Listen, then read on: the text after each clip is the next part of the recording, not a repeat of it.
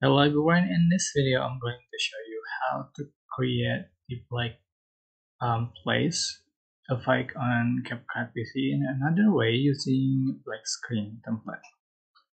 So after you add the video to the track, and you are just going to select library and select black screen. Just tap on edit track and make it as an overlay. So you can make it shorter like so, and you're just going to select the overlay. So select the overlay like so, and you are just going to copy paste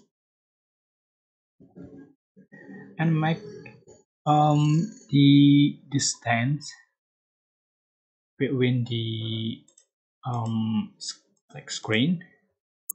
So add the like screen until the end of the video like so. So you can see for the final effect, yeah,